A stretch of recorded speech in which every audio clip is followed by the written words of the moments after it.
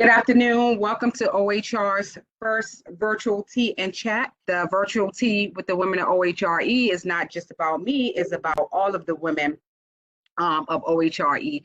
So I am going to introduce the women of OHRE. They are wonderful women with a lot of talent. But first, as I would like the women of OHRE, please leave your cameras off. And then when I introduce you, please turn your cameras on and give everybody a wave. And I'm going to add a question in there. I would like everyone to tell the audience something special or something you want the audience to know. And I'll lead by example by going first. Once again, my name is Shanta Taylor. I am one of the OHR Outreach Coordinator. We're in a team of 3, but a strong and mighty team of 3. One of the things that I would like you guys to know about me is that when I do presentations and appearing face to face and events, doing those things make me nervous, so my cheeks may get a little red. So I promise you my cheeks are red because I'm nervous and not because I'm drinking something a little stronger than tea in my mug. So that's very important for me. And I think I would like for you guys to know. So I'm going to introduce our next wonderful person, also on the OHR team, and that's strong team of 3, but mighty, Miss Marla Moore. Marla, if you could unmute yourself and turn your camera on, give everybody a wave and share something that you would like everybody in the audience to know about you. Hi, everybody. So my name is Marla Moore. It is such a pleasure to work with Chaunta. And what I would like to say that you know about me is, women form alliances, and we should, instead of being competitive, because we are only as strong as the weakest person on our team. And we are only as weak as the strongest person on our team.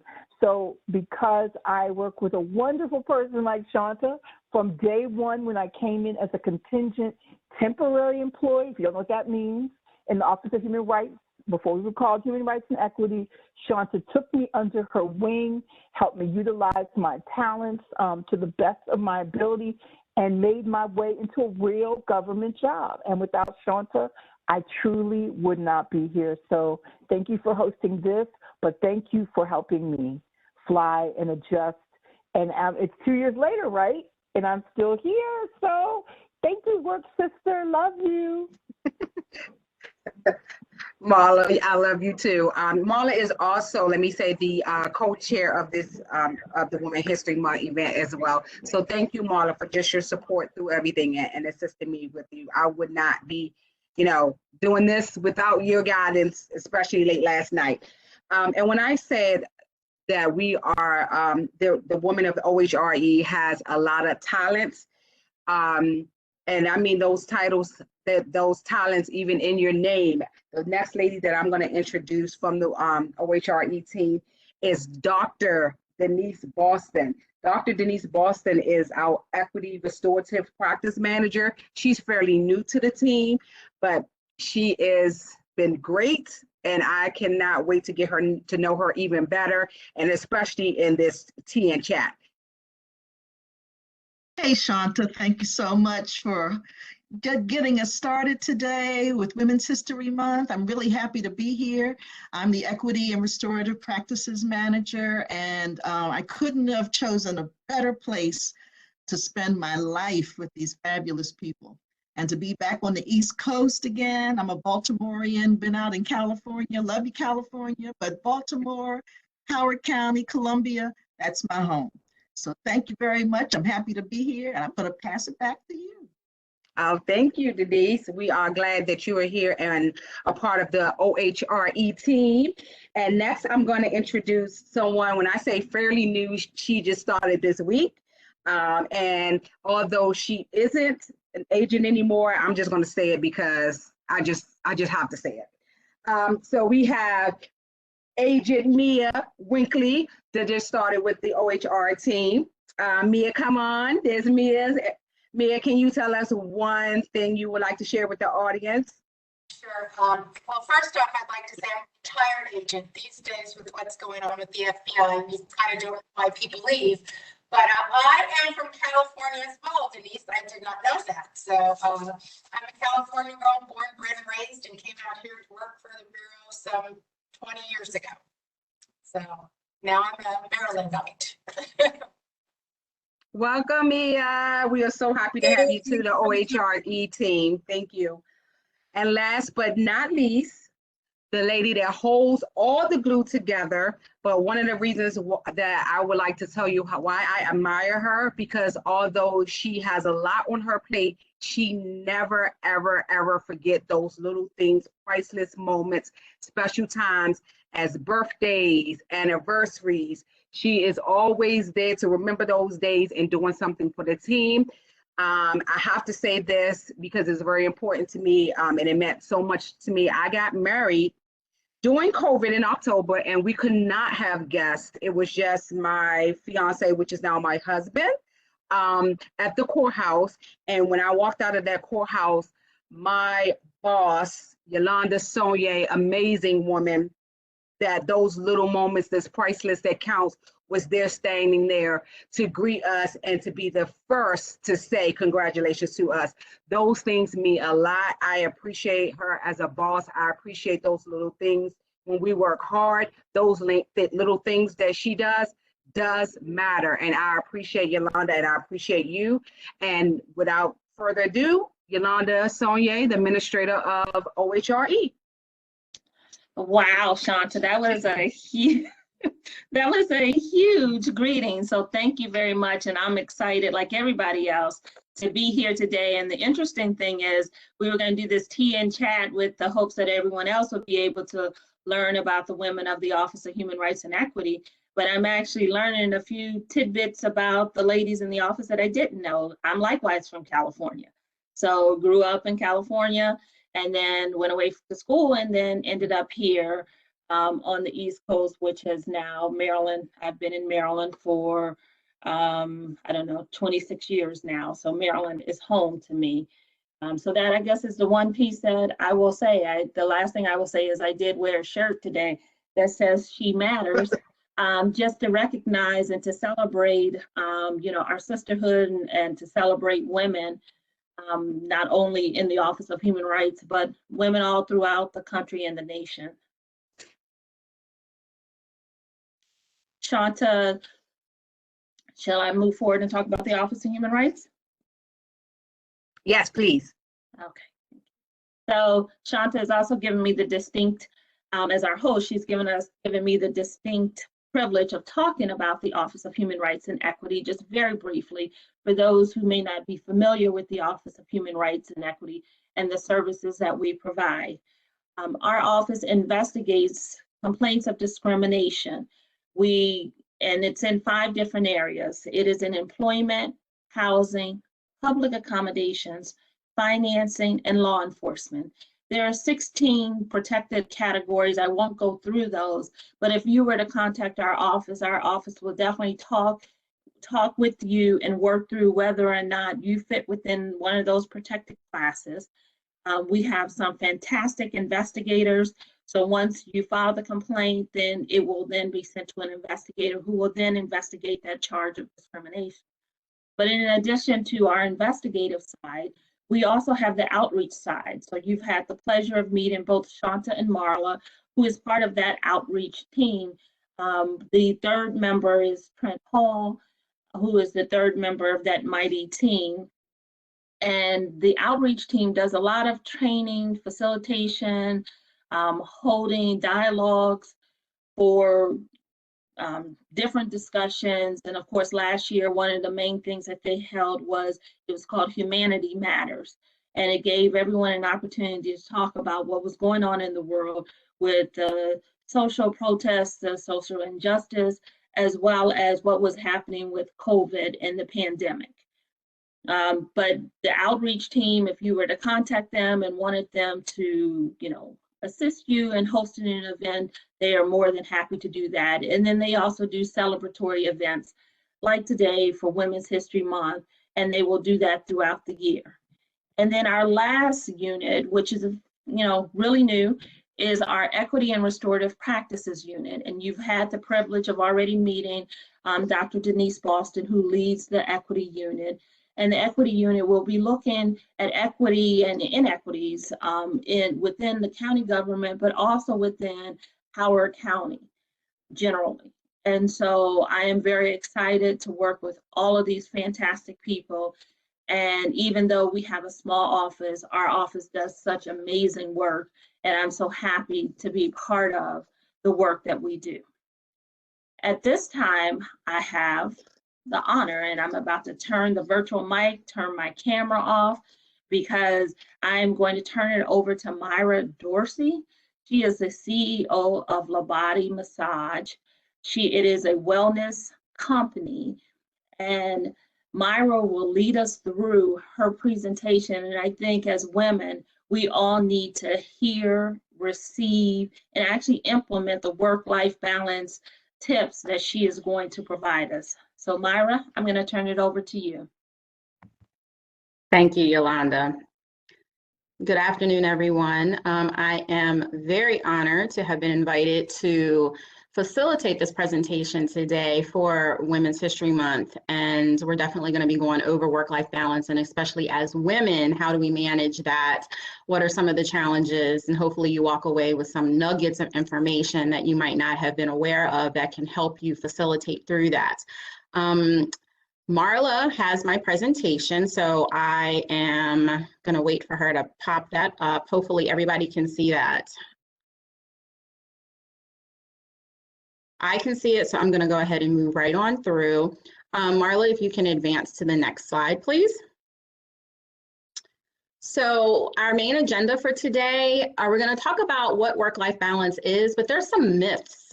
There's the definition of what it really is, but there's some myths that people have some misconceptions about that we're going to massage through and kind of learn the difference. We're going to talk about the business impact and stress, how stress can definitely affect our work-life balance.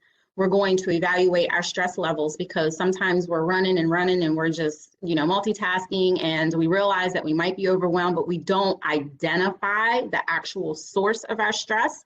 So I'm going to pull out a couple of things to kind of get you to be more aware, to be present in your own presence, to know what could be causing you to be overwhelmed.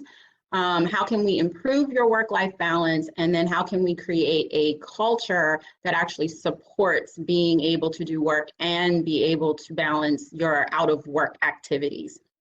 Can you proceed forward, please? So as a group exercise, just kind of like an icebreaker, what I would love for everybody to do right now is just kind of take a deep breath, and we're going to start talking and thinking about what are a few of our favorite things. So advance, please. I want everybody to just kind of clear their minds of everything. It's, after lunch, and I know that you have things that are going to be taking place. You might have deadlines that are due today, but just take this little time to follow this exercise, and I promise you, you will thank me afterwards. So I want you to clear your mind, and the very first thing I want you to think about, just for a couple of seconds, is what is your favorite color? So you might want to even just close your eyes during this exercise and think about your favorite color. Think about if that's your favorite color, that you're sitting in a room with that favorite color, or you have an outfit, a dress, a pantsuit that is that favorite color. And I want you to think about, how do you feel when you see that color, since it's your favorite? That room is surrounded in that color. You're wearing that color. How do you feel as you're walking with that color on? Think about that feeling. Then I want you to think about, what is your favorite salty snack? I know for me, it's Lay's potato chips. So think about, what is your favorite salty snack? And think about, when you're eating that, how does that make you feel? What type of feelings resonate with you when you are chomping on that favorite salty snack? And then with your eyes closed, I still want you to kind of think about, let's talk about your favorite music group.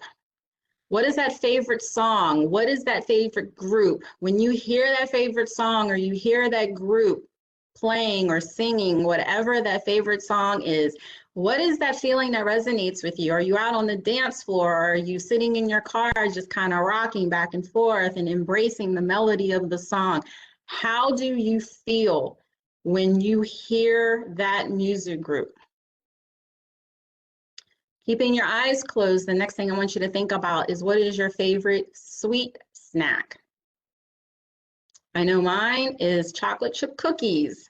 Chocolate chip cookies, and I add a little glass of milk, and I know exactly how I feel. I feel like a little kid in the 5th grade when I'm eating that, and that just makes me feel so excited and so good. So draw on the experience that you feel when you're eating your favorite sweet snack. Along with that, now I want you to think about your favorite scent. Is it a flower? Is it a rose? Is it sweet? Is it the grindings of coffee making in the background? What is your favorite scent that makes you feel happy? What does your body feel? Be present with your body. When you smell that smell, what do you feel? Next, what is your favorite place to eat out? Do you have a favorite restaurant? Do you have a favorite place that you might even call out for food and they have deliver? My favorite food is Lido's Pizza. I'm very basic, just cheese pizza, but when I hear Lido's, I get really excited. And I absolutely love it. And all of the thoughts that just tumble my mind just leave when I think that I'm going to be biting into a nice, hot, cheesy pizza from Lido's. And then last but not least, let's think about your favorite place to vacation. And I'm pretty sure that right now we all could use that. We could really wish to be there right now, this very second. My favorite place, Dominican Republic, I always call that my home away from home, with the palm trees that are built in right on the beach.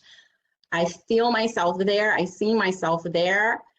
I want you guys to think about that. And then let's just make this the ultimate experience. Think about your favorite place of vacation that you order your favorite food from, plus you have your snacks of your favorite sweet and favorite salty snacks, and you're playing the music from your favorite group, and you're smelling the smell that is your favorite, and you're wearing the color, or you're surrounded by your favorite color. I need for you to just think about how that resonates with you and how that feels. It feels absolutely wonderful, right? And what we just did is we just took probably less than 5 minutes to escape from all of the hustle and bustle and all of the stresses from work and from things outside of work. And we concentrated on ourselves. We were present with ourselves, because even though we have these favorite items, I bet you that you really don't take the time to identify, well, this is my favorite food, this is my favorite music group. So since we took less than 5 minutes just to kind of bring focus and bring our attention and go towards those things, we were able to escape away from the daily hustles and bustles. And this is one of the exercises that I challenge you all when you feel overwhelmed. And somebody, I think, has unmuted, because I hear a lot of feedback in the background. If everybody can just make sure that they're on mute, please. Thank you. If you can kind of just remember this exercise and go to, what are my favorite things? If you feel anxious and overwhelmed, and you take a deep breath and just think of those things, so that you can feel really, really good about yourself, because these are things that can help you manage through and be able to balance work, outside of work stresses. So hopefully you found a little bit of value in just doing this little tiny exercise. Next slide, please. So I am woman, words to live by. Actually, I originally had planned to interject a video of the song by, I forget who it is. It's, I believe, Pink Martini. The song is called I Am Woman, but due to technical challenges, it wasn't doable. But for those who have ever heard the song, and I also challenge you guys to Google this song because the words completely resonate and are very appropriate for this presentation for Women's Month. The main course talks about I am strong, I am invincible, I am wise, I am woman. And those are definitely words that we should hone in on, because as women, even if we feel like we are failing or if we feel like we are overwhelmed, we by nature get things done. So we are invincible, we are strong, we are wise. Our life experiences mandate that we do that, especially working women. And I challenge you to listen to that song because it kind of empowers you when you listen to it. And that's why I have you standing up on top of the mountain, because we are conquerors. And even if we don't do the best job at balancing, that's why we are here in this presentation, so that we can get those little nuggets to see how we can make it more manageable. But at the end of the day, we are women and we are very powerful, and I really want to get that message to come across. Next slide, please. So work-life balance, what is it really? So it basically means that you are achieving enjoyment in all aspects of your life. You're being successful, you're achieving at work, but you're also not neglecting your family, your friends, and yourself. Self-care is very, very, very important. So a vital factor in achieving this balance is to make sure that you're not overwhelmed or that you're not over-dominated, and that you don't damage yourself or individuals in any way and allow negative stress to come in. So we're gonna, talk a little bit piece by piece about each aspect of that. Next slide, please. This is just a visual of a recap of what I just said. So achieving enjoyment, being able to work, provide for your family, but then spending time with your family, spending time with your friends, and making sure that you have that self-care piece, because if you do not take care of yourself, then you're not going to be any good to your friends, no good to your family, no good at work. So that's important. Next slide, please. This is just if you follow Dilbert and you like the little cartoons, first and foremost, some of the myths. Work-life balance is an oxymoron. That is not true. Work-life balance means 50% of your time is spent at work, and then the other 50% of time is at home. That is a myth. That is not what work-life balance means. A myth that work-life balance means more to women than men. That's not true. We as a whole, from the working community, we all would love to be able to achieve work-life balance. And work-life balance is not just the synonym for work-family balance. Again, we showed you that self-care is a very, very vital part to work-life balance. But if you take a little look at the Dilbert clip there, basically it's, satire humor, where you have all of these major important things and you can pick 3 to choose at your top priority. But of course, the work demands are going to say you can choose work and you can choose holidays as 2, then you can only pick 1 more as your 3 on the list. And this just isn't realistic, because all of these things obviously in this list are very, very important, and you should be able to manage all of them effectively. So we're again going to talk about how we can do that. Next. The one thing that I really want to bring to your attention is business impact of stress. Stress is, we had a presentation last month with regards to reducing stress. Stress is a huge factor that can cause so many different things and can be a leading factor on how you manage work and how successful you are. And if you kind of look at these statistics, if you have all of these stresses and outlying factors, you can see that the numbers increase with regards to absenteeism, or as this study, one of the studies says, is presenteeism.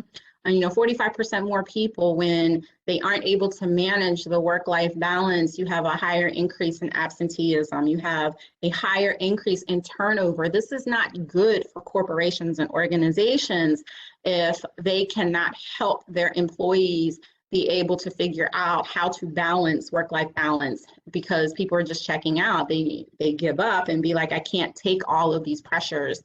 Also, work-related accidents increase when people feel overwhelmed and they can't seem to get that balance between the two. So more and more organizations are definitely putting an emphasis in wellness in the workplace and are coming up with different types of activities and different programs, just like, I'm here being able to provide this session to you today so that people can start having a better awareness on how to manage this so that all of these numbers can start to stabilize and not increase. What's stress? So it's a reaction to a situation that a person may feel threatened or anxious. It can be characterized by something physical that happens to you, or it can be like emotional tension. But it's kind of like they say everything has an equal and opposite reaction. So it's a reaction to some catalyst, whether it be good, bad, ugly, or indifferent. It is you, your body, your mind reacting to a specific scenario. I want you guys just to take a few minutes to look at this list. And this is obviously pre-COVID, because this list could be completely different if we compiled it during the whole COVID pandemic. But I just want you to take like 30 seconds, look through this list and jot down the numbers if you have been affected or exposed to any of these particular items that are listed out. And you can see on the right, the score, that if you come up with a score that is less than 150, then you really are not going to be as susceptible because of stress, so to speak, to illness. The middle score is your moderate type of susceptibility to illness. And then if you have a score more than 300, then you're definitely at risk for illness based off of these types of stresses and trying to be able to deal with the work-life balance of it. So I just want you to take a couple seconds, and then in the chat box, if anyone feels comfortable kind of putting where you fell in, if anybody fell between or lower than 150, kudos to you. I'm very happy for you.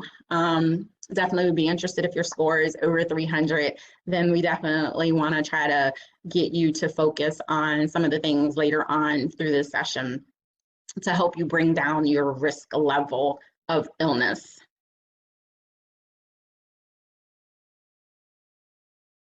Marla, do we have anybody that popped up in the chat with, I'm gonna go over here and look too, that wanted to share where they kind of fell in on the range? I don't see anyone right now.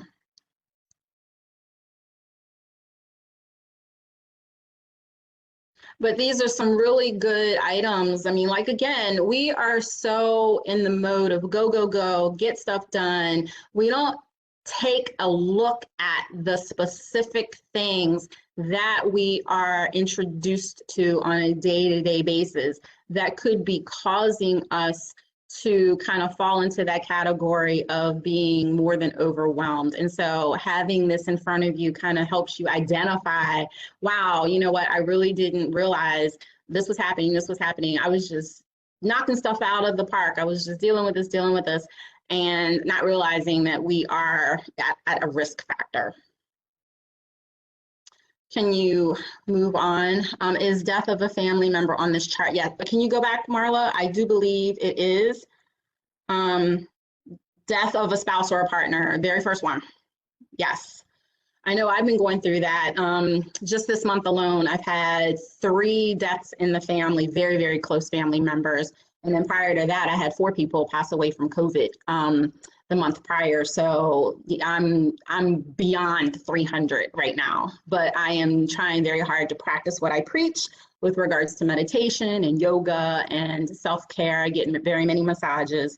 So definitely, that's a huge one.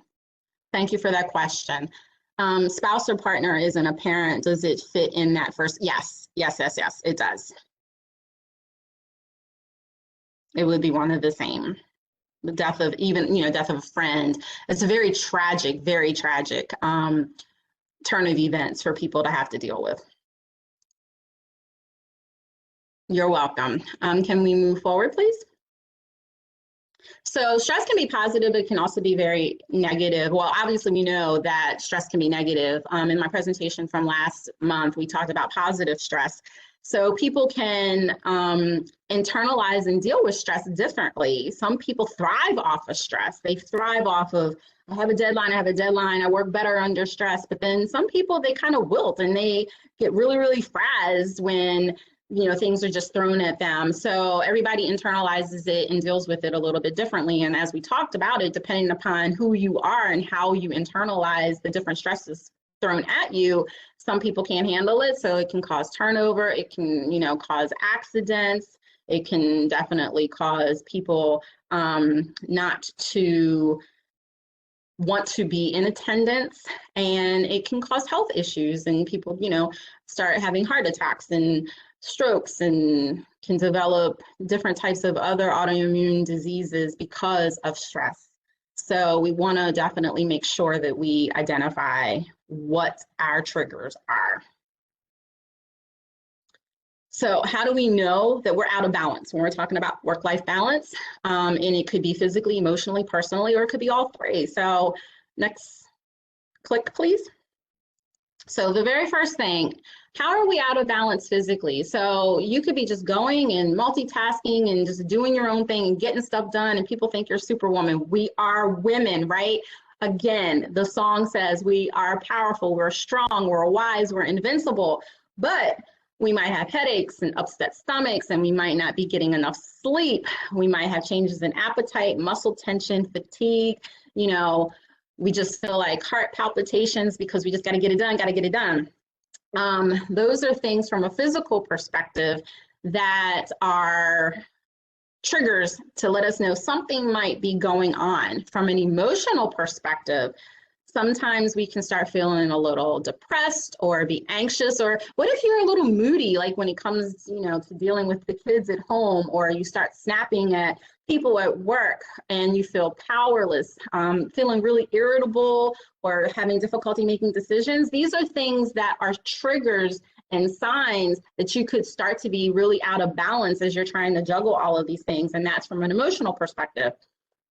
Next click, please. And then from a personal perspective, what if you are spending so much time trying to get deadlines finished and you have missed opportunities to spend time with friends and family? You missed the soccer game, you missed the school play, you missed the family reunion, or while you're at work, you just feel so burnt out and fatigued or isolated.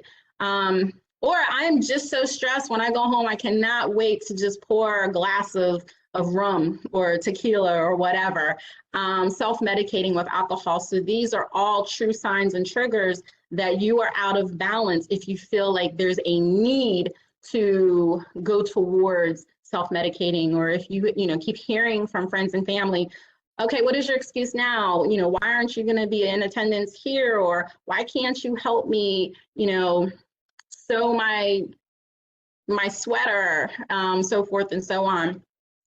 That's your sign that you are a little bit out of balance. So how do we know that we're out of balance? Keep going. We need to be able to identify our sources of stress. So the stresses at work, is it because we have a lot of deadlines? Or are we stressed at work because we are having difficulty with certain people that are on our team and there's a lot of tension? Is there office politics? I know when I worked in corporate, there's a lot of office politics that you just don't want to have to deal with when you go in. You have enough with the work that you have to do, and then dealing with people, and then all the red tape, and these things can be stressors. And then just ongoing change and structural and organizational reorganizations and things like that. Those are certain sources of stress, but if you can identify it and then be able to peel the onion, I like to say, to be able to kind of deal with it and compartmentalize each one, then it makes things a little bit more so that you can be in balance. And then with regards to stresses outside of your life, like what's going on with your marriage, your relationships, your children, are you active, are you interactive, is there harmony, is there stress? Finances can definitely be a huge stressor when you're talking about outside of work. And then having too many commitments, a lot of people's problem with regards to work-life balance is they do not know how to say no. And I think that that's in the next slide. If it's not in the next slide, it'll be in the one after, but stress management techniques. So one of the things that we like to talk about is positive self-talk. And we're going to be talking about that a lot later on in the presentation and later on in today. I always say, speak things into existence. It's the power of the tongue. So what you put out into the universe is what you get back. I look at it and call it the law of attraction, and I really believe in that. So if you have things that are happening to you, and for example, we want to turn negative thoughts, negative speak into positive thoughts and positive speak. So instead of saying, oh my gosh, I can't do this, let's think about it in terms of, you know what, I can do this. I will do the best that I can. And if you put that out there, then you're putting a positive to have something successful, achieving it. But if you automatically put the negative thought, the negative speak out there about you can't do it, you're kind of setting yourself up already. So let's be positive about it. I'm going to do the best that I can. I can do this. Instead of saying everything is going wrong, let's talk about I can handle things if I take things one step at a time. Take little pieces instead of trying to take the whole spectrum and divulge it all at once.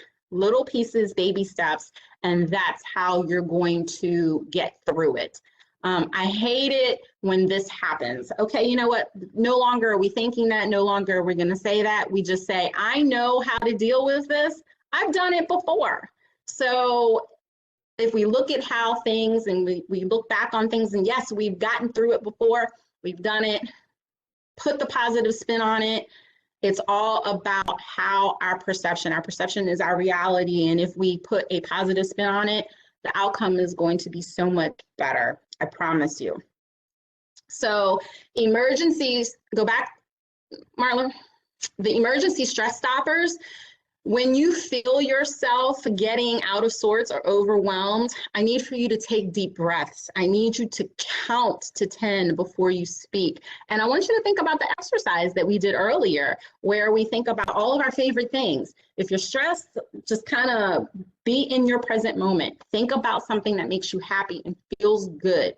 Because I guarantee you, if you take that breath, if you walk away, go for a walk and think about all those happy things, things are not going to be as bad, and it allows your body to reset itself, put your body in a more homeostasis point so that you will be able to handle those types of challenges and find your joy. That music that we talked about, take a class or read and practice relaxation. These are all coping mechanisms on how to manage stress when you feel overwhelmed. Progress, please. So 5 areas on how to improve the work-life balance. This is when I was telling you, being able to say no. Manage your time and set limits and learn to say no. It is okay to say no. And it's okay to positively be able to say it so that people don't get mad, angry, or upset or take things personal. But you have the right to say no and not overcommit yourself. Again, I want you to think about self-care. Self-care, it is important. Again, you are not going to be any good to anybody if you are not healthy mentally, physically, and emotionally. And sometimes you just need to take that time for yourself and say, no, I am overcommitted, and push it off. Things don't have to always be done right then and there. There can be a negotiation point where you can, commit, but not necessarily right now, especially if you feel overwhelmed.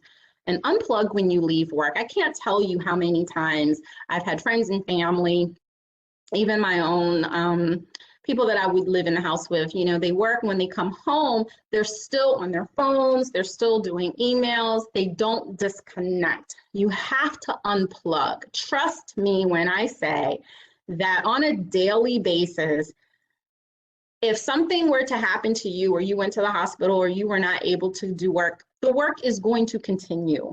So unplugging for an hour or 2 hours is not going to make or break, unless there's, you know, a huge deadline. But a huge deadline is not going to happen every single day, 24 hours a day. Unwind and disconnect. You have to do that for your own sanity, your own emotional and mental wellness, and for the wellness and well-being of those that are interacting with you outside of work. Unplug, at least just put the phone on mute and, you know, be present with those that you are involved with, loved ones, children, spouses, parents. And take all of your vacation time. I know a lot of organizations now, they definitely are in the mode of, you know, not rolling it over. It's use or lose. And you don't want to accumulate all this vacation time just to lose it. You need your vacation time. It is an essential part of self-care and self-wellness. So definitely make sure that you utilize that. And there's nothing wrong with talking to other people about your stress levels. Seeking counseling, to talk to people about the good, the bad, the ugly, and the indifferent. It's really good to have someone that's impartial to kind of just bounce things off of, and to know that you have that medium to be able to just kind of let go and just tell them everything that you're thinking, and it would be in a neutral environment. So I highly encourage people to seek counseling. Especially if they're having problems, you know, being overwhelmed and trying to find that balance. It can definitely be a help. And again, self-care, get active, get moving, eat well, and sleep. It's very vital that you get your adequate amount of sleep. People don't realize it until you really start doing your research, that if you do not get the appropriate amount of sleep, that too can also start a decline in your health, because it is when your body is in a deep sleep where your body starts to restore itself mentally and physically, starts healing itself and putting your body into that homeostasis so that you can be rejuvenated for the next day of the things that are going to be presented to you. So getting adequate enough of sleep is just as important as any and everything else that we talk about. Progress, please. So again, it's all about balance. And if the elephant can do it, we can do it too, right? So next slide, please. I like this because it kind of takes us back from how things used to be to how things are in today's world. So back in the day, you know, we were talking about our traditionalists, our baby boomers. People actually would live to go to work. And it was all about what's in it for me, what's in it for me. I need individual achievement, and I'm going to work because I want to be in that corner office. And it's all about prestige, right? But another one of my companies, because I was in corporate human resources, I was the HR executive for 10 years. And I would hire people. And when I got out in 2009, I started noticing that when I was interviewing people, people really didn't care about the money anymore. They really didn't care about the prestige. They were more on the right-hand side. They wanted to be able to work and be flexible. How can I live my life? How can I work and have this work-life balance? And they were more group oriented, and it's not all about me. And I would rather, you know, have every other Friday off, and I want to see if I can negotiate working from home because I have kids. And, you know, I really started seeing that change in people's attitudes, and they were more about giving back, and it wasn't just one-sided. And so the culture has really shifted, and I can, you know, guarantee you, especially now after the pandemic with COVID, and people now seeing that you can be just as productive, if not more, from working from home in the majority of the different industries, that this is probably even going to take a more presence when things start to come back into our new normal, so to speak. Next slide, please. So our bottom line, employers are happier and healthier when they think about their job. If they improve their nutrition, they have more control over their food choices, and there is no social pressures to eat out, make your own meals. People are healthier and happier. If you're in better physical health, less exposure to germs, ability to get up and move around, increase access to natural light. Light is key. I know that we've done studies from an HR perspective that, especially in October, when the time goes back, companies actually lose a lot of productivity, and they didn't realize this until they actually did studies, because people suffer from what you call seasonal affectional disorder, the lack of sunshine, because there is a hormone that actually helps people feel more productive and is released when they are exposed to light and sunshine. So it's very, very imperative that you get out, don't stay in the office all day cooped up and stressed. Get out, take a walk, breathe fresh air, get some light. It definitely makes a huge difference. So decreased job stresses, not having to deal with long commutes, not dealing with toxic coworkers, not being interrupted all the time, always having to be on, and all of those things are a recipe for stress, a recipe for disaster. So we're trying to remove ourselves from that and be able to take nuggets away on how to do that and be successful. And again, just kind of re-emphasizing the whole sleep component. If we can sleep in longer and not have to worry about the long commutes, then that's going to allow us to have a zero commute time for more sleep. So all of these things kind of go in tandem so that we, especially as women, can start to figure out what are those little things that we can start adding together that can make a huge difference to be able to manage this whole working and being able to balance, you know, the rest of our lives collectively. So what I'd like for everybody to do when I was talking about speaking things into existence, and this is going to come back a little later on this afternoon as well, but I am woman, and I want us to just close our eyes, and I want you to follow my lead and say emphatically, yell it to the top of your lungs when I speak the phrase. I want you to feel it. I want you to believe it. I want you to own it when we go through this exercise. So click next, please. The very first thing, I want everybody just close your eyes, and I want you to yell to the top of your lungs, I am proud of myself.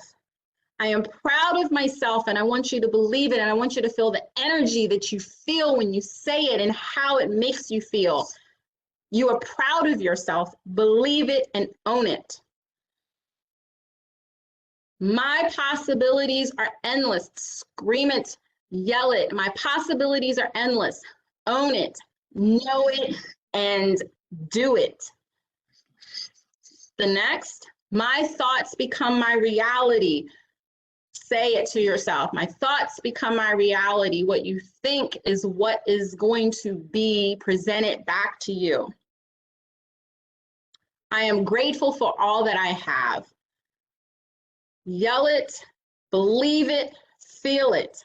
How does it feel to be grateful for all that you have? And I love this one. Today is going to be a great day. Actually, I start my day before my feet even hit the floor. I say, today is going to be a great day. And I emphatically put it out there. I speak it, and it comes into existence. So I need for you guys to own these phrases. Next. I will not worry about things I cannot control. If you can't control it, there's nothing you can do about it. So why are you going to worry about it? So yell. Own it. I will not worry about the things that I cannot control. If you can't control it, what's the point in worrying about it? So just release it. Go ahead.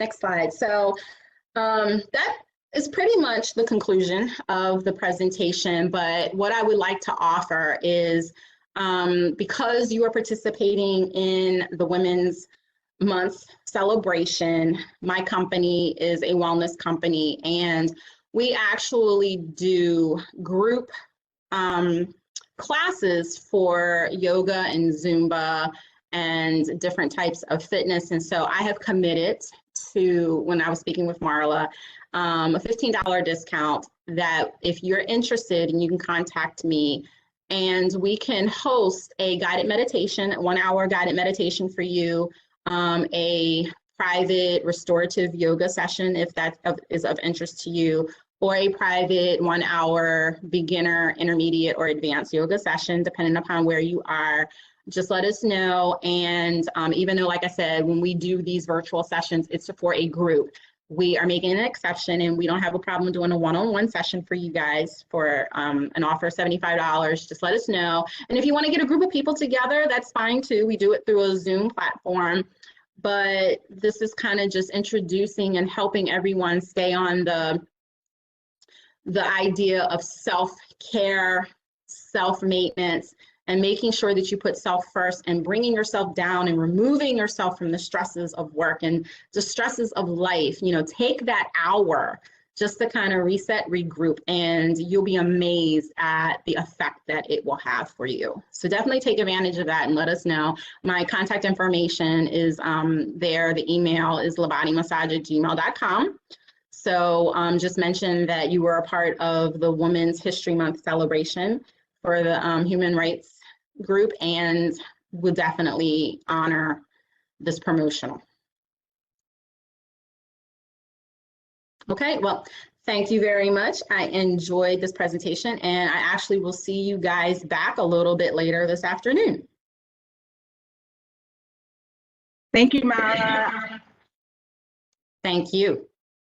I appreciate that life, work, and balance session. I know I learned a lot, and I have some takeaways from it, and I'm sure that the women of OHRE has some takeaways for it as well. If I can now ask all the wonderful, talented women of OHRE to turn your cameras back on, please. But stay muted. There's those beautiful faces. Hey, ladies. I'm missing one beautiful face. There she goes. Hi, Miss Sonja. Okay, so now that we have gone through work, life, and balance, it is now time, tea time. Yes, yes, yes. So if you have not already got your tea, please grab your tea.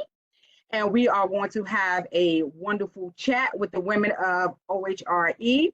But before we do that, we have a few guests that will be joining us with our tea and chat today. I'm not seeing anybody walk away, so I guess everybody got their tea. Yolanda, Denise, y'all got your tea? Okay, all right. So I would like to introduce our first guest that will be joining us today by phone, Lucky Sohi. And she is the Assistant Director at Glenwood 50 Plus Center. Thank you, Lucky, for joining us today. And Lucky, you there? Yes. Yes. Thank you for joining us. Thank you for having me. You're welcome. You're welcome. Next person that will introduce our next guest is Dr. Denise Boston. Can you introduce our next guest, please? Oh, I look forward to it. This is a special young lady in my life. Christy, come on board. You can show us your face, put your face in the place. Christy is my goddaughter, my cousin, my family, and she was just very gracious to say yes to my invitation to join us today. So welcome, Christy. Thank you for the invite. I'm so excited to be here. Having a great time so far. Thank you. We're supposed to talk about the significance of our teacup and what we're sipping on. Normally, it's chai tea with turmeric because I'm trying to live that holistic life, but I just gave it up and just threw some vodka in there and said, let me make it through my day. And the significance of my cup, I don't know if you can read it because it's backwards. Well, size matters. No one wants. Of course, size matters. No one wants a small cup of coffee, and anyone who knows me on a regular basis knows that when I am in that office, I run to the coffee maker. Thank you, Yolanda, for providing us with wonderful coffee and tea blends for the Keurig and the cream and the stevia and the almond milk, whatever it is that you need. Yolanda, she must have a Costco membership because I don't know. There's always mad tea, coffee, and creams and, those things in there. So thank you, Yolanda. I am toasting you with my cup, looking forward to when times get better so I can come directly, in the office and get free refills all day. I'm turning it over to you now, Yolanda. Diva, what's in your cup and what are you sipping on? And what does your cup mean? Marla, I never heard the "I'm just kidding" part about the vodka. Did you ever say "I'm just kidding"? Oh, that's right. Liability. Can you still hear me? Can you still hear me? You can? We can hear you, Marla. Now we can't hear you. Kidding. We can't hear you anymore, Marla. So. Oh. Well, now I can. But okay. So anyway, I will share quickly. There's actually just chai in here. Yeah. Thank you, Marla. I know you were just playing, but I figured I'd let you clear that up for those who may not know you as well as I do. So my cup says, note to self. Can you see note to self? Stop volunteering for that. So, and I am drinking tea.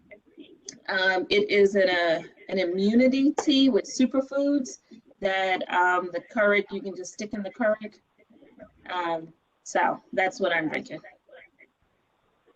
And so I would say I would jump it over to Chaunta. Thank you. And Marla, I appreciate you adding that extra priceless moment of Yolanda supplying us with the good tea and stuff, because that's another one of those priceless moments that, things we need in the office. So my cup says, oh, let me see if I can get in here. Wait, can you see? You don't have to be crazy to work here. We'll train you.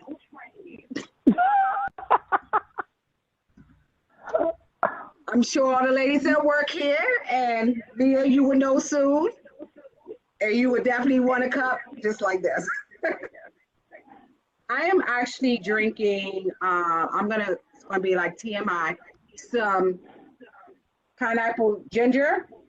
And the reason why I am drinking that is because this morning, I guess I was so nervous about this event that my stomach was like, no way.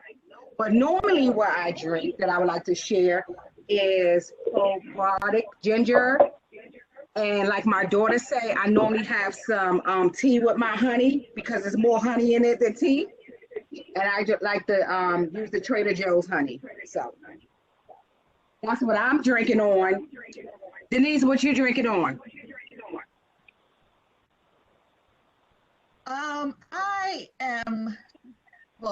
This is my cup. And I thought I have a cute little cup that has flowers on it. I love flowers. I take care of flowers. When I left California, I had to give all my plants and flowers away because you can't transport plants across the country. So this is helping me remember how much I love flowers. I have new ones since I've been here. And what am I drinking on? I'm drinking on peach tea, ginger peach tea, green tea. It's delicious. It's made by Daily Green Tea. And I love tea and I love my flower cup. And I'm going to pass it on to Christy. What you drinking, Christy?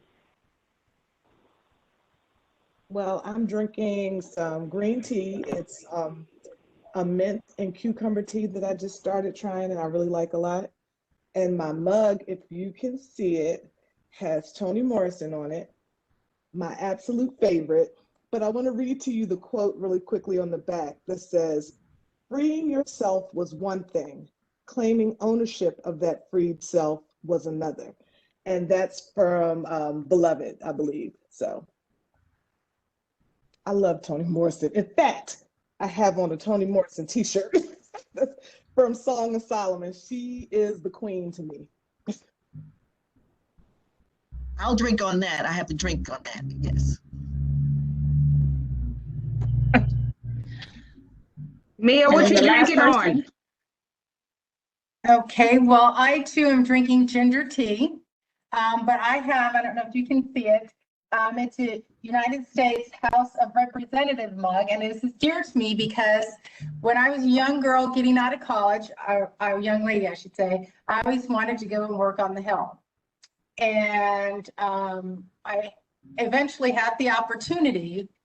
Dreams may be delayed, deferred, but when I got promoted to headquarters, I got an opportunity to work in the Congressional Affairs Office, and I was detailed to the House Judiciary Committee, and I worked for John Conyers at the time. This is right after September 11th, and as a parting gift, the staff gave me this. So every office I go to, it comes with me. And last but not least, Lucky, Hi. you want to share with us what you're drinking on and your mug? Since I can't visually share it, I will describe it. It is a 20-ounce basic blue aqua insulated mug, and I am drinking Twinings breakfast Irish tea because that's supposed to be very strong. I brew it myself with an extra tea bag of peach at the end. So it's iced tea. So that's Thank you for sharing, Lucky. And now we're going to turn it over to Denise to get us started on some conversation. Okay, well, this is wonderful. I know women all over the world they're gonna replicate what we're doing today because this is just amazing. Having tea virtually. Amazing. Well, I want to talk about, what is Women's History Month and why are we celebrating it on the last day? We have to get it in. So this is the last day. But I would say Women's History Month is a celebration of women of all multiple identities all over the world. Just want to make sure all the women who identify as being female, this is our month, right? And in all the multiple ways that we do that. And it's a contribution, it's a recognition of the contributions that we've made. Toni Morrison as an author, yes, and the contributions to history and to science and to culture and to civil rights. We were on the front lines, right? And to social change. So women are fierce, we're fierce. We observe this day usually annually in the month of March. And it started, this was something that I just found out in 1987, that officially we put it on our calendars in the United States. So today the Office of Human Rights and Equity is really standing on the shoulders of some fabulous women. And I want to know, Lucky, how do you feel about Women's History Month? What does it mean to you? That was a very good explanation. I think because I travel a bit and my family is originally from India. For me, I heard a quote, or I read a quote a couple of years ago, and it said, as long as no woman is free, none of us are free. So I think that kind of encapsulates it for me. It's wonderful to celebrate, obviously, it's wonderful to celebrate how far we've come, the accomplishments we've made, to recognize how we have been hamstrung through history, but also to look to our sisters around the globe and to think about how we can improve the situation for so many of them that I think in our day-to-day lives we don't think about. But, if we can just keep them in mind and try and do things to improve their situations, I would say that's kind of how I see Women's History Month globally. Thank you, Lucky. That's beautiful. Christy, our guest, come on in and share with us. What does it mean to you? You're already wearing Toni, so I know you're going to go deep. What does it mean to you? No, I really like what Lucky just said because it reminded me of intersectionality and the fact that, women cross all races, right? We have women represented in all races. And so, yes, we recognize racial inequity throughout the world, but how does that racial inequity impact women in particular, and what intersectionality with race and gender, how that really impacts the lives of various people, you know, around the globe. Looking at it, I like how Lucky mentioned talking about it in this sort of global perspective, because we do forget that you know, what people are experiencing around the world, and even within our own communities as well, in smaller, you know, a smaller microcosm of that. And you know, we have to recognize the difficulties that women experience in poverty, and with all these other issues that are outside of, you know, even gender. So how is that extra layer of gender impacting, you know, or extra layer of gender on top of poverty and impacting women? So yeah, I like, when I think of Women's History Month, I think about it in terms of intersectionality and in terms of how it impacts the lives of women around the globe as well. Thank you. Shanta, what's your feeling? How are you feeling? I'm feeling great, actually. Thank you for asking. I guess Women's History Month for me is, it's a little different, and this question is not as easy as it was for everyone else to express, because I grew up in a household of women that worked really hard, and paying bills meant more to them than education. I grew up with single mom. My mom was a single mom, and she felt that because generations, how she grew up and raised was like, you have to work. You go out there, you get a job, you work, education comes last. So for me, and that's another reason why I really enjoy working in this department that I'm in, because I'm learning so much that I didn't get when I was younger, even though it's never too late to learn. And so for me, you know, once I started, same generation, I, you know, got older, and I worked and I worked and I worked. And so with my kids, I brought them up as education, get your education to break that curse, because I feel like I missed out on a lot of things in school and stuff that I didn't get in the house hold of, you know, them, because they wasn't experienced. You know, kids don't come with a book. So whatever they learn, they continue that generation. So so for me, this question is a little hard because I'm still learning what that actually means, because my bubble consists of work and work hard, pay your bills, not necessarily what Women's History Month mean, what, you know, all these different other things mean that I should have learned. But so that's my gist of it. So I'm just sitting back hearing and learning and getting all this knowledge from y'all beautiful women. Well, that means a lot. I mean, that's what it means to you. And I think your perspective is an important perspective, because we all have different ways of looking at this topic. Marla, are you ready to join us? Can you let us know what does it mean to you? One thing I wanted to say to the women out there is, if you haven't made history, it's not too late.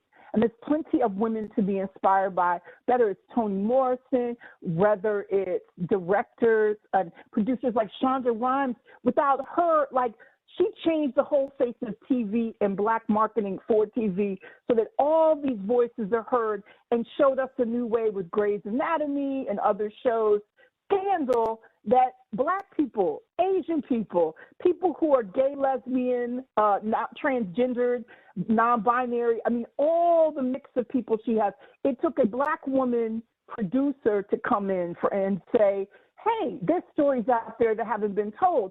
And if you look now at all the type of media that we're seeing, I know the authors did it first. And this is the other thing. Women, when we're looking through our history, we're looking at our family members to be inspired from. We might be looking at artists.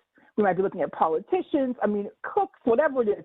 Any job that you see, any strong woman out there making strides, because just to be a woman and get up out of bed in the morning is deep, okay? And when you talk about intersectionality, it is true. We all have crosses to bear, because even if we look at somebody who may be of European descent, right? And we want to say that we can't say that those women have not struggled. You know, they create a form of feminism, but then women who maybe were not born women, you understand, but have achieved womanness, women from different ethnic and racial, cultural backgrounds are coming to say, hey, we're reinventing feminism. And again, pull through your history. Don't be intimidated if you think, you know, oh, what can I contribute? Because your voice is important to advance the cause of women on a global level. It starts at home. It starts with getting out of bed in the morning. And if you haven't made history, live your life realizing that you're making history for someone. You may not even know who it is. It may not be your immediate family, your children, by blood. It could just be the person on the street. I think there's a saying that I would like to close this thought with is, and put whatever religious tome or good book in there, but I know coming up, you might be the only Bible, you might be the only Quran, you might be the only Talmud, you might be the only positive motivational book that someone ever reads. So if we live our lives, you know, true to ourselves and define what this woman's thing means to us and share, we can all make history. And actually, history is just 1 second from now. So whoever talks next, I've already made history. It's your turn. Thank you, Marla. Where do we have Yolanda? You would have me follow Marla. Marla took like two people, so she probably spoke enough for me too. But I guess I'm gonna jump in. I don't know. It means quite a bit, and it's hard to just capture it in a single phrase. Like it means, you know, recognizing our struggles, recognizing our accomplishments, recognizing how far we've come. I mean, you know, 2021 signifies the first vice president that's a female. Like, go figure. It took us this long in order to get a female. I'm waiting for the day to have a female president, but it took us this long to get a female, you know, vice president. And if you just kind of look historically at how women have been undermined and how far we have come, and even as, you know, women that have been in business and being undermined by men and being called girls and not thinking that they had the ability to do quite the miraculous things that they do is amazing. Not to mention that, you know, women are in the forefront, the background, they're everywhere. You know, they're raising our kids, you know, raising kids, and we have the wife that is there constantly motivating, you know, possibly their husband, and you have the mothers, you know, no matter, you know, how old you are, moms are still on you. You know, moms are still gonna, you know, encourage you and tell you, you know, things that you can do better, how you can be better. And so, you know, I just think it says a lot to have that sisterhood. I think, you know, no matter how much, you know, my husband is here to support me, you know, he doesn't quite understand the same walk as, you know, my sisters do, you know, and I use sisters loosely. And saying that, you know, all of my female, you know, coworkers and friends and everyone out there, it's not the same walk. And so it's always wonderful to be able to kind of collaborate and cheer each other on and see the successes of each other. But I will say this too, that even though it's Women's History Month, and I don't care that it's the last day of the month, it's still Women's History Month. I think that we need to implement it and celebrating us and making sure we're at the forefront, you know, 365 days of the year and not be relegated to March. But I will say that there is something to be said too, and this is just my perspective, because my father was a huge part too of shaping who I was and who I am as a woman. And so, and recognizing that even though you are a woman, you don't have the limitations that people are going to, you know, put on you. And so my mom did that too, but some people don't always recognize the importance and how fathers, my brother, you know, how men also are in that part of shaping a woman and, you know, letting her know when she hits that glass ceiling, you can break it, you can keep going. So I say that all that I'm starting to sound like Marla and taking up two people's time. And so with that, I think at this point, Denise, I think it goes to Mia at this point. So, yes. Well, thank you. Yes. When I think of Women's History Month, I think it's a celebration of women's achievements and accomplishments in spite of obstacles, be it social, cultural mores, economic struggles, you know, legislation that basically the system was designed to suppress women's achievement. And so I think it's a month where we could look at people who have succeeded, who have overcome, celebrate their achievements, but also show people who are still in a struggle and they really haven't figured out how to navigate the ways of this world that are going to come at you that you really don't expect when you're young, to say, in spite of a circumstance, kind of what Chaunta was saying, in spite of a circumstance, you can overcome and be fulfilled and have a great career, family, and be fulfilled and be healthy. And it's these trailblazing individuals that I feel give us all hope. And to me, it's a message of hope. It's a message of inspiration. And to follow up on what you were saying, Yolanda, I agree. I don't think we do this alone. I think we do this in a sisterhood. A lot of our achievements, it might feel like we're alone. And I love this Women's History Month because it kind of tells the young girl who doesn't know that you're going to hit some stuff, but you're not alone. We did it. We can overcome. And, you know, one of the blessings that I feel about being a woman in today's society, or personally for me, this is on a real personal level, like, I mean, we go and we achieve and whatever it is, let's say I get my college degree or I become an FBI agent, but that wasn't my success alone, you know. And, you know, yes, my father was there, but it was really my mother who poured into me. You can be self-sufficient. You can get an education. Well, in my case, you will get an education. You will run, you know, not run with the wrong boys and get yourself in trouble. You know, my mother was very heavy-handed when I was a young teenager and adult. We butted heads because of it. But, you know, now in my 50s, I look back and I think, you know, I'm blessed because these successes are hers as well as mine. And, you know, I always lived my life when I was getting either bonuses or raises or whatnot, I always paid it back to my mother and carried her along and with my achievements as well as my father. But she was more proud than me of the achievements that I had, you know, and so because she didn't have opportunities.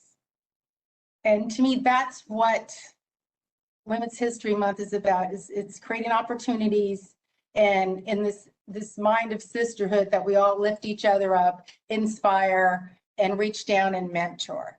And so, Chaunta, I'm going to ask you, what do you think are some of the benefits and blessings of being a woman in today's society? As soon as I learn how to unmute, I can answer that question. that's a benefit. For me, is my blessings are my children. Because although I was raised to work, when I had my children, my main goal for them was education. I'll take care of everything else that needs to be taken care of. I need you to get your education. I need you to enjoy being a kid. Mm-hmm. But it was very important to me that they went to school and they got their education. Although I have a 25-year-old, which will be 26 this year, and I have an 18-year-old senior, which they are two opposite. If chilling could be a job, my son will be the CEO. However, I am grateful because although his goals in life is quite different from where my daughter is, where her GPA is a 5. School means the most to her. She has been accepted to 6 colleges, and we're like, where are we going? He still saw mommy works hard. So even though I may not be as well educated, I'm going to get my high school degree, and I'm going to make sure that I can take care of myself. I'm going to work hard in that aspect. And he has his own place. He has a car. He has a job. He's never been in trouble. I'm not no grandma. So that means a lot to me, because although he is still finding his way, he has the chance to find his way. Like, he hasn't done anything that distract that or will stop him from being whatever he decides to be ultimately. So for me, just seeing them grow and me working as hard as I work is just a big blessing to me. So that's my blessing, my kids. I just enjoy that. Me working hard has paid off. Wonderful. Ms. Williams, would you like to share some of your thoughts on that question? The benefits and blessings of being a woman? I think no one celebrates women as well as other women do. And I'm reminded, I don't know if any of you saw the video of Andra Day receiving her global, receiving an award for playing Billie Holiday. And the moment Regina King came behind her and they yelled and they celebrated. I mean, I just loved watching that. I loved watching how they celebrated each other. Regina King being so excited for her sister. I don't even think the two of them had ever met before. But Andra Day being the second Black woman, I believe, to have received a Golden Globe, the first being Tracee Ellis Ross. And so recognizing that for receiving it as Best Actress, I think. And so watching how Regina King celebrated her and how they celebrated together is amazing. And I see that in women a lot. And I think that is a huge benefit. And I just say, if you don't have girlfriends who celebrate you like that, you need to get yourself some new girlfriends. Yeah. I mean, I just think that that's amazing to have people like that in your life. So that's what I think one of the, a very important benefit, I think, of being a woman is. Amen. Yes. Ms. Lucky, would you like to comment? About Women's History Month in general? Oh no, what are the blessings and benefits of being a woman today for you? Oh gosh, so many. Just like you all have said, we're standing on the shoulders of all that's come before. So many opportunities opening up. In the beginning, it took my breath away every time I saw Kamala Harris. I don't know why, it moves me so much, and I never thought that it would. I mean, we had I was around when Geraldine Ferraro was running, when obviously when Hillary was running, and I would have been ecstatic if she had won. But I don't know, when I saw Kamala Harris, maybe myself being a woman of color, it meant something just a little bit more. I'm not sure. But looking at someone like her, and all the ladies I see here today and everything that we're all accomplishing and working towards, it's just encouraging, and I feel the world is open. I would hope that all the younger women feel that to an even greater extent. Great. Well, thank you. Ms. Denise, what are your thoughts? Oh boy, my thoughts. I mean, I feel blessed on so many levels. I mean, I'm a mother and I'm a grandmother, and I raised children that I didn't born into the world, and those are really deep family blessings. But I would say that I've had an opportunity to say thank you to the woman who was a mentor to me when I was a teenager. When I came back to Columbia, the first person I got in contact with was a woman named Miss Rutina Blake. And if people don't know her here, She was one of the first Black families to move into Columbia. And when I moved to Columbia, there was hardly any other Black families here. I mean, I moved in Columbia very early when Columbia was thought of and envisioned by James Rouse. And so the Black students, we kind of banded together because there wasn't that many of us here. But Rutina Blake was a woman in the community, an elder in the community who saw me and invited me to be part of her theater group. And I performed with her group, and eventually I got a Bachelor of Fine Arts degree in theater. I wouldn't have gone to a theater art school if it hadn't have been for Rutina Blake. She's still here in the world, thank goodness. My mother and father have passed on. But I think a blessing to me is to say thank you to the people who came into your life. A lot of times we thank our parents, but there's some people out there in the world who parent everybody. And Rutina, when I came back home, I called her up and I said, I'm back here. And I just want to say, I wouldn't have had the career I had if it hadn't have been for you. So I'm so happy that I had a chance to tell her thank you. And she said, baby, just give back. Just give it back. That's pay forward. So I think for me, women who pay forward are the best blessings in the world. So somebody paid forward to me, and I was in Starbucks and I went to pay. I drove up to the window and the guy in the window said, they paid for you. They paid for your coffee. And I'm like, what? And so I said, well, I'm going to pay for theirs. And when he told me how much it cost, I was like, oh my God. The order back there. But I did it with love, and I just kept on going. I said, because, we have to look out for each other. And so thank you, Rutina. And when you see this, and I'm not sure if she's seeing it live, but I hope when she sees it, she knows that I love her, and I'll always be appreciative of what she gave me.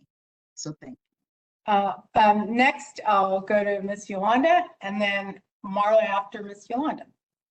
All righty. And I would agree with Denise. I think there's so many women that we can all probably name that poured into us, that encouraged us at different points of our life. But I will go back and I would agree with Mia about my mom. My mom kind of showed me what it was to be a mom.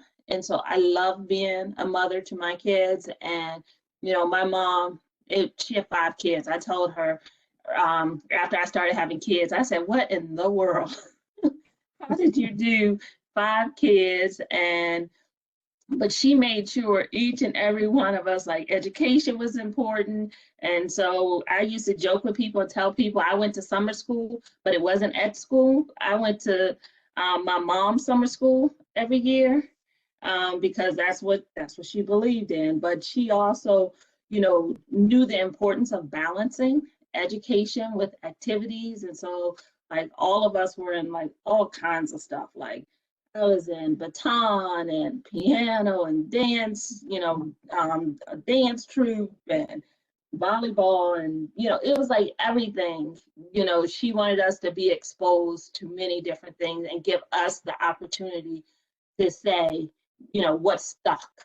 And so that was something I kind of, took from my mom, that, it's not just all about education, it's about having a well-rounded experience. And so I try to make sure, that my kids had the same experiences, and that, that they got to try different things. They were able to meet different people and speak. And so, so I'm still a work in progress. And so stay tuned. Yeah. And last but not least, Marla. So the blessing to me and the benefit about being a woman is the fact that I can look at my lineage and I can look at my ancestors and family and know that I come from a strong, strong, strong group of women who did not give up. My great-great-great-grandma signed her name with an X and went on to own property and be an entrepreneur. So did my grandma. My mom was like strong. She was one of the first Black women to work in the government. In the 60s, she was one of the first Black people to go to the Peace Corps when, President Kennedy started it. She went to Liberia. So, and if you've met her, she's usually at our events. She's a character. So whenever I want to give up and fall on the ground, or just I can't do something or think I can't, I am so blessed to be able to look at the women in my family. And of course, there are friends and people outside, but I have so many reasons to succeed and so many people to kick my butt if I try to give up and say, you will not fail, because we did not fail. And that's what I do. As the best of my ability, I pass that message on to other women and to support them. And that's also the blessing of being an OHRE goddess, is that I get to use my gifts to serve humanity. And I think that's the common thread in all of us on this call, from Lucky to Christy, our guest, to the rest of us, is whatever capacity we find ourselves in as women, we are doing the work, and we're rolling up our sleeves, and we're getting dirty, and, you know, we are changing the world, and that's great. Two of my conversation started next. With the things that we're doing, all the mighty work that we're doing, there comes a bit of stress, you know, there comes some anxiety, there comes some worry, because, you know, women's work is never done. So I wanted to cut back to our wonderful facilitator, Myra Dorsey, to give us our last little de-stressing moment, and then we can pick up the conversation after that. We're going to go through a little 15-minute guided meditation, and I'm not going to put the video on because I don't want that to serve as a distraction.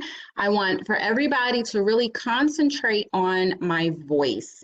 And I have some music playing in the background. You may or may not be able to hear it, but it's a nice rainy day. So if you can not hear the music and kind of concentrate on the sounds of nature and how relaxing and how tranquil the weather is, it will actually make your guided meditation a little bit more effective. So I just want for everybody to follow me and follow the sounds of my voice. And you might hear me talk about a mind's eye or your third eye. And if you've never been through a guided meditation before, when you hear me say that, just imagine that you have a third eye in the middle of your forehead, and that eye, it senses your awareness. It tunes you in to your present being. So whenever I talk about that, guide your attention and your focus to the center of your forehead and let that be your third eye and your sense. So we're going to start with everybody closing your eyes. And I want you to take a very deep breath. So take a deep breath in and to let it out. And as you do that, I want you to just release everything that you have in your thoughts. Just let it go. We're going to concentrate on our breathing for a little bit. So I want you to take another deep breath in from your nose and out through your mouth. And let's do it one more time, keeping your eyes closed. Breathe in, real deep breath through your nose and out through your mouth. And as we continue to breathe, I want you to start directing your attention to the very top of your head. Notice its presence. Feel the top of your head. Release anything in your brain that is overwhelming you. Let your mind's eye feel the sensation that is presented in the top of your head as you also continue to breathe in and out through your nose and out through your mouth. Now I want you to bring your attention to your forehead. Notice how it feels. Make your forehead real tense and then release it. How do you feel? Relax it. Make sure that you are in a very relaxed state of mind. But let your mind's eye be aware of your feeling in your forehead. Breathe in through your nose, deep breath, and breathe out through your mouth. Now I want you to focus on your cheekbones. How do you feel? Relax the tension in your cheeks. Make your cheeks very loose. Any tension that you're holding, let your mind's eye be aware and release any tension that you hold in your cheek, in your jaws. Let it be loose. You might even want to just move the bottom of your teeth back and forth just to let things relax, release that tension that you might be holding. Let your mind's eye be aware and put intention on relaxing those muscles in your cheek area. Now I want you to concentrate on your neck. Is there any tension? Are you holding tension? Are you tight? Are you stressed? Take a deep breath in through your nose and let it out through your mouth, and let that tension just melt away. Put a focus and a direct intention to your neck to just let it relax. Breathe in through your nose and out through your mouth. Let go of any type of tension that might be holding on. Bring forth that focus and tension to release it. Now, through your breath, I want you to concentrate on your shoulders. Take a deep breath in through your nose and out through your mouth, and just melt your shoulders. Allow your shoulders to be limp, no tension. Have a very strong focus and put your attention to relax so that you are kind of like a wet noodle. Anything that you're holding on to, let it be released. As we're also now going to move down to your arms. Let your mind's eye be very aware of what is going on with your arms, and just let them fall to your side if you're sitting in your chair. Wiggle your fingers. Take a deep breath in through your nose and let it out with your mouth. And continue to wiggle your fingers and just allow any stress or tension that you might be holding in your arms. Let it just fall into the ground. Let the ground absorb any of that tension. I want you to concentrate on your hands. Ball your hands up in a real big, tight fist and hold it and then release it. Breathe in through your nose and exhale through your mouth, and let all of that tension just be released into the ground, and concentrate on your breath. I want you to take a huge deep breath in and hold it, and hold it, and hold it, and let it out. Let your mind's eye focus on your stomach.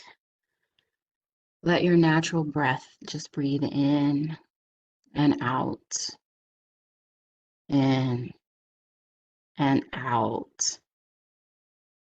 Let your third eye concentrate on your breath through your stomach as your stomach raises and releases.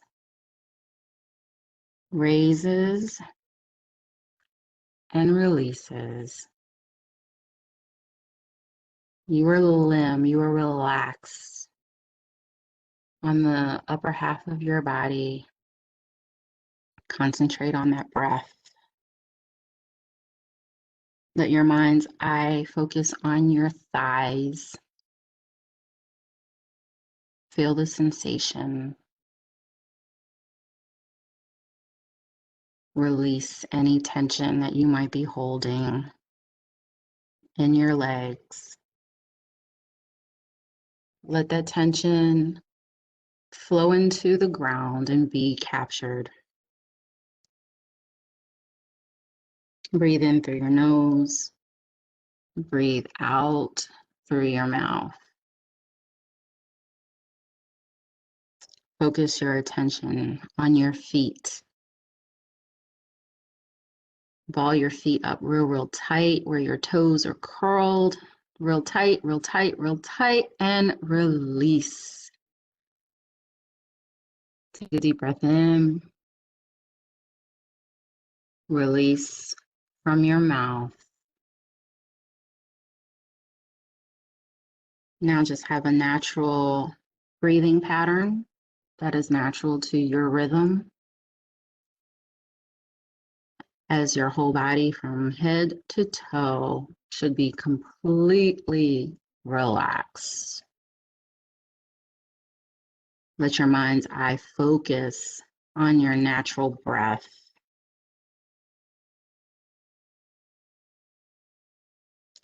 Let your mind's eye go to your heart.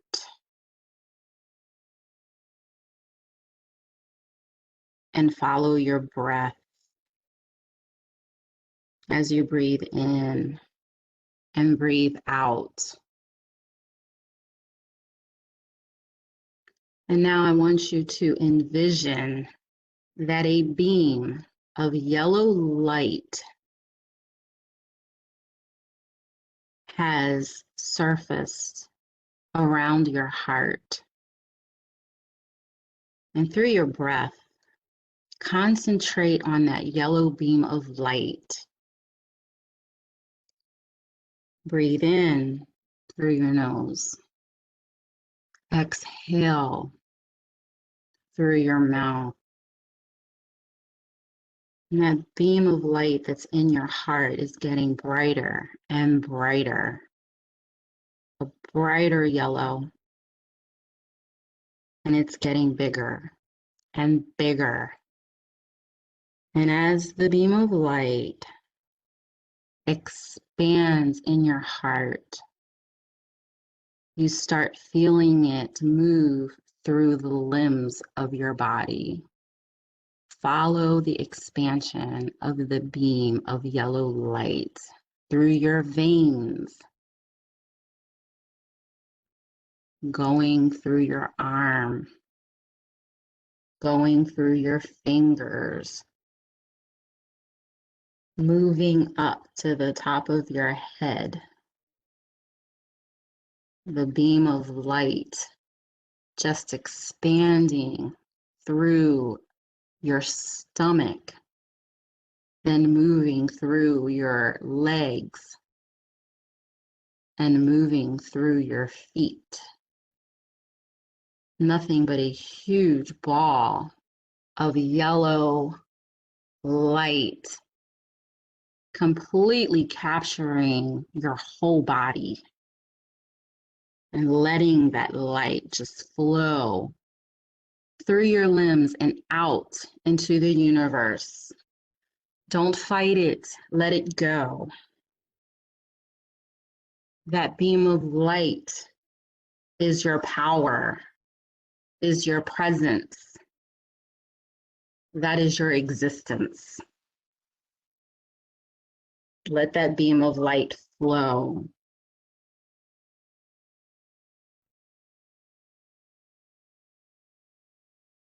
Take a deep breath in through your nose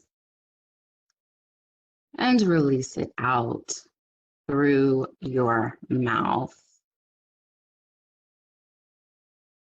Now, you are that beam of light. You are a yellow fire, powerful being. And if you remember some of the affirmations we talked about earlier today, I want you to repeat after me in your mind's eye as you embrace being that powerful yellow beam of light. Repeat, I am proud of myself. Breathe in through your nose. Exhale through your mouth. Repeat that in your mind's eye again. I am proud of myself. Breathe in. Breathe out. Repeat in your mind's eye that I will not worry about things I cannot control. Breathe in. Breathe out. Repeat to yourself, I will not worry about things that I cannot control. Allow that affirmation to flow through the top of your head, through the veins of your body, down throughout the bottoms of your toes and out into the ground to capture.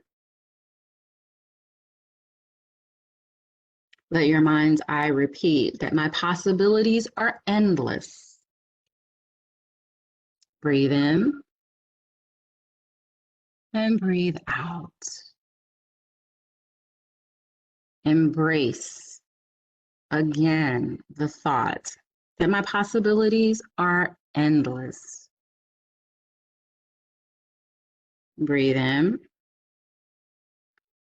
and breathe out. You are still that beaming fireball of yellow light. You are powerful. You are unstoppable. You are woman. Take a deep breath in through your nose. And breathe out through your mouth.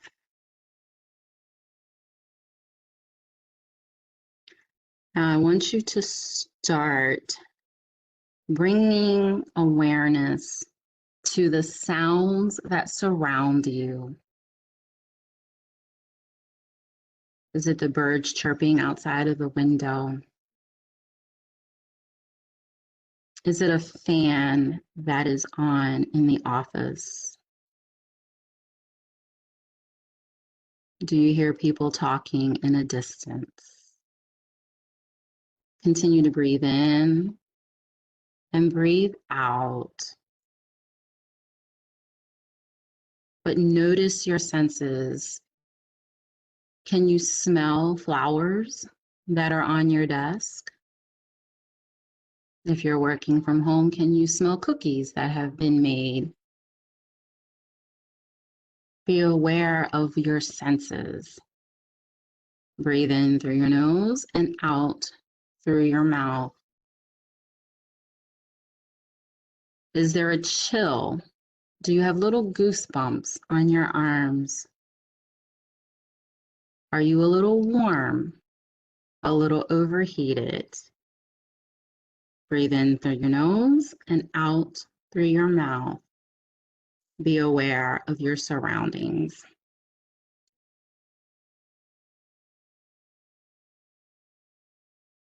Is your nose a little itchy? Wiggle your nose. Are your eyes wanting to blink?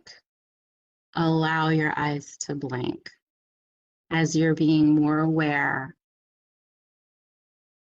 of your existence. Take one more deep breath in and hold it in, and let it out.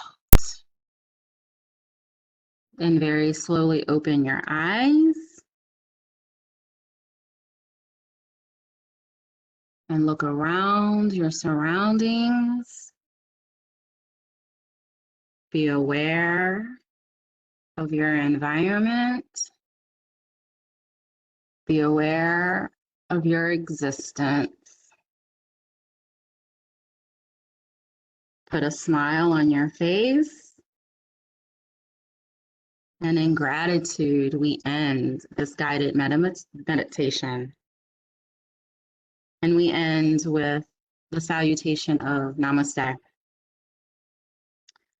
Namaste and thank you as I bow in gratitude to you for allowing me to guide you through a very relaxing afternoon meditation. Myra, thank you so much for that meditation and walking us through that. You may have a lot of people that may be fired today because they may have fallen asleep.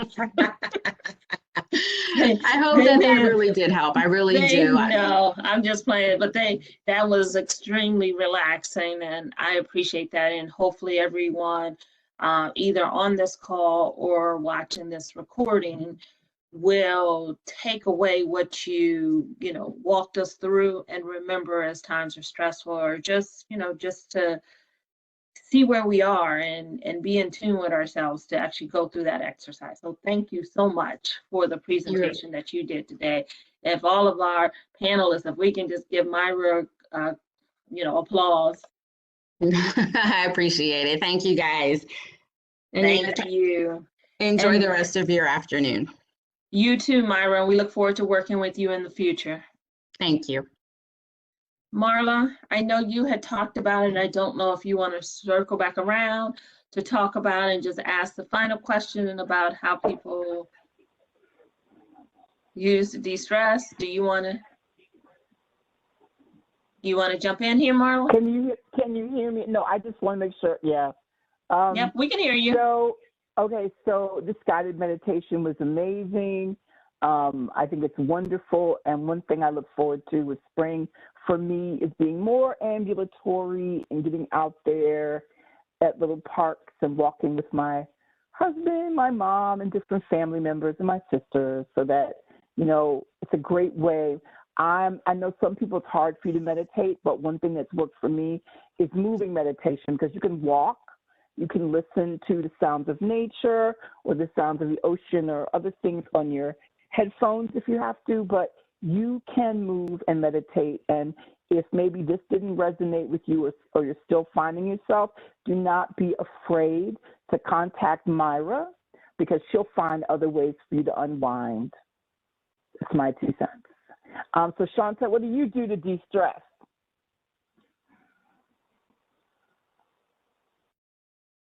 Learn how to unmute. No. Before knee surgery, I would work out. But now, since I'm in recovery, I use this little glass right here. It says after work on it. And I fill it up with some nice red wine and binge watch TV. But I am patiently waiting to get back to working out, because that has been the best de-stressing method for me for 30 years. Shanta, you're only 25. What are you talking about?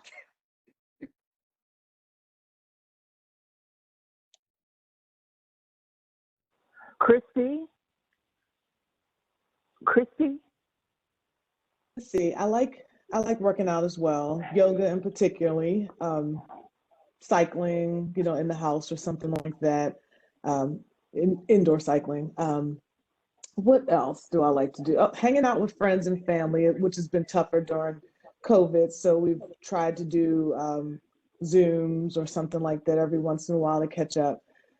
Calling my mother, She always has something to say that makes me laugh. And I think one of the things that I really enjoy about talking to my mother is that she makes herself laugh. And if you've ever, known someone who tickles themselves, you just have no choice but to laugh as well. And so I really enjoyed that as well. That helps.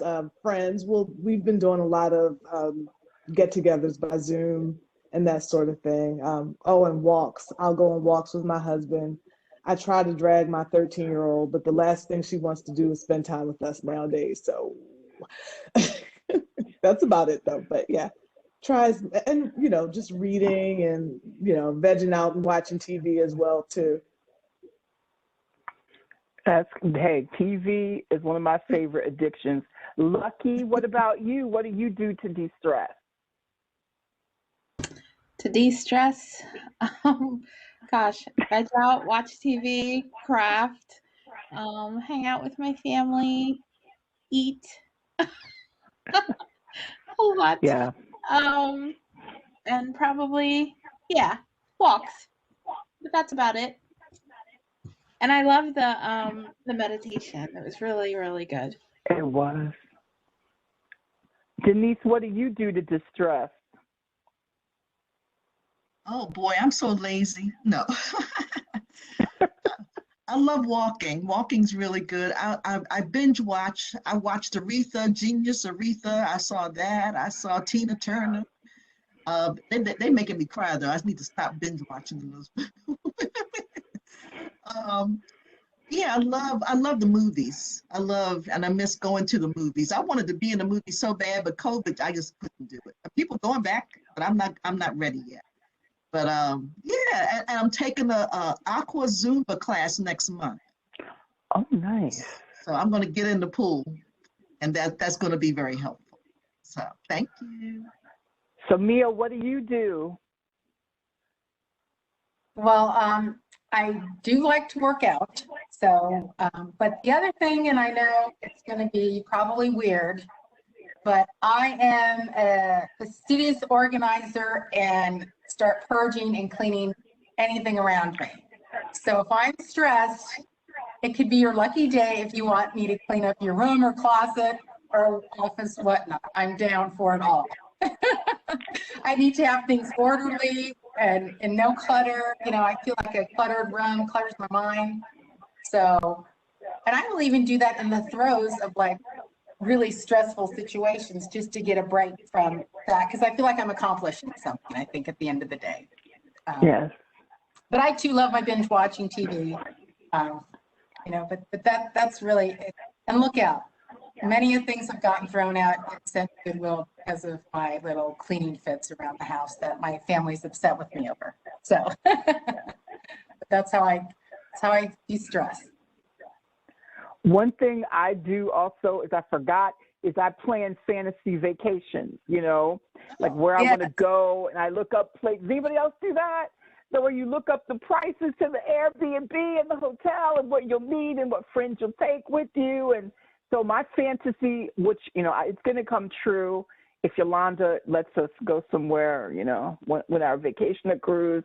I want to go back to Jamaica. I've been 20 times at least over the years, and I've gone to different parts, but I need me some sunshine and some beach time. Yolanda, where are you going to go when you have your first freedom vacation? Somewhere that has a beach and the water is blue.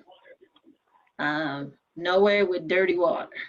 So I want to go to a beach. If anyone knows me, they know I love the beach, and that is where I am looking to go. So. All right, everybody else can briefly share that before we turn it over to Chaunta. Christy, where are you going? Jamaica. Jamaica is one of my favorite places on earth. So when you were saying that, I was connecting with you. I love Jamaica. Haven't been there as often as you, but that's apparently that's going to be my goal, to get there as often as you have. Okay, we have to share a villa one day. Okay. Denise can come too. I think we just have an OHRE Women and Friends vacation, but then there'll be nobody here to do the work. That's Denise, right. where are you going? Where are you going, Denise? Well, I've No, been to the men Jamaica. are there. The men are there. Let the men hold it down. Yeah, that's right. That's right. But anyway, that's right. I agree. I love Jamaica. I've been to Jamaica, but I'm going back to Bahia, Brazil. Oh, That's where we need to go. okay. Okay, Once so they we'll talk start to Yolanda to planning. get that budget together. Okay. once they get All once they right. get COVID under control in Brazil. So where are you going, Mia? Well, COVID definitely will have to be under control for this one, but I want to take a family vacation to New Orleans, where my family is, and I haven't seen them. Oh, I eat a bunch of good food, drink some hurricanes, and show my kids kind of where I grew up. You know, my stepchildren and their wives and girlfriends, and kind of go on a big family outing. that's awesome. And bring us some Shanta? beignets back. Yeah, Oh, yes, some yes, beignets. yes, beignets. Yeah. And pralines too, yes. Oh yes, the pecan pralines. It's going to bring back extra pounds too. Yes. So Shanta, always where are you does. going? Shanta, where are you going? I'm going to anybody's resort, long as it has no kids. It's warm with some nice blue water, because my husband has never been on a plane. That's going to be an adventure in itself. So long as it's a resort, blue water, sunshine, margaritas, and massages on the beach. That's all I need. They're going to think that we're alcoholics, okay, the audience. We're not, because we might play hard, but we do work hard. Speaking of hard-working women, Lucky, where are you going when you have your freedom moment? I'm kind of thinking I'm going with you and Christy to Jamaica. I can't believe you've been there 20 times. I haven't been there once, and I have wanted to go. So when you guys figure it out, just call me. I will go. Other than that, I don't know. Probably just like everybody else is saying, someplace warm, beautiful beach. I'm a beach person too. Yeah, once all this is settled and taken care of, I'm kind of open to anything, you know. Nice. But Jamaica sounds good. Hey, well, just remember, what go on in yard is stay in yard, sister. And I'm turning it back over, the talking stick, to our lovely chair, Chaunta, so you can, do all that good closing housekeeping and, gratitude stuff that you do so well. Well, I'm actually going to hand the invisible mic to Yolanda Sonnier, but before I do that, I want to say thank you, everybody, for participating. Thank you for working through the difficulties of the virtual world. I appreciate everyone for showing up. It has been great. Yeah, I'm still on a meditation. I'm sorry. I'm still there. So I'm gonna turn it over to our fearless leader to close us out. Ms. Yolanda Sonnier, would you please do us the honors? Sure, and thank you, Chaunta. Thank you, Chaunta and Marla, for co-hosting and making sure all the logistics and everything was carried out. So a big thank you in ensuring that this happened. Chaunta, I'm so happy that meditation did you good. I think it did all of us good, and I think we all can go back and watch this in times of stress. And so she said, Myra said a lot of things that resonated with me. I'm sure it did for all of you. And even one of the things she said matched my mug about saying no and taking the time to say no. I do want to just mention again that the Office of Human Rights and Equity in Howard County is a resource. Unfortunately, we still have people in this world that are discriminated. They are discriminated against because they are, because of their sex or because of, their marital status and their familial status, how their sexual orientation, their gender identity, their religion, their race. So unfortunately, we still live in a world that still happens. And if you find that you are subjected to discrimination or someone, please have them contact our office. Our phone number is 410-313-6434. 830. They can also send us an email at OHRE@howardcountymd.gov. Again, that's OHRE@howardcountymd.gov. I want to thank all our fabulous guests today and the women of the Office of Human Rights and Equity. This would not have been, the same tea and chat without you. And I think, as Marla said, we work very hard and we deal with lots of, complex and emotional issues. And so at times it is necessary to take time out and just, network with each other and pat each other on the back, encourage each other. So thank you for this. And before I leave, I wanted to just leave us with a couple of quotes that I wanted to leave the attendees as well as people who may be watching this video. So I think this goes towards something that Christy said earlier. Behind every great woman is another woman replying to her frantic texts in the middle of the night. And then if your friend responds to you in the middle of the night, that's really good. Another one by Shirley Chisholm. Tremendous amounts of talent are being lost to our society just because that talent wears a skirt. And when Ms. Chisholm said that before, probably skirt was a little more common, but now I would say being lost on those that identify as being a woman. And then just two other ones. We talked about sisterhood and friendship and encouraging each other. And so this quote I found: the best kind of friendships are fierce lady friendships, where you aggressively believe in each other, defend each other, and think the other deserves the world. So that is something that I think we should all aspire to try to be. And then the last one by Queen Oprah is think like a queen. A queen is not afraid to fail. Failure is another stepping stone to greatness. I would say we all have greatness inside of us. Our young girls have greatness inside of us. And as women, we need to celebrate each other and continue to make sure we all know that we are queens. So thank you, everyone. Have a great day.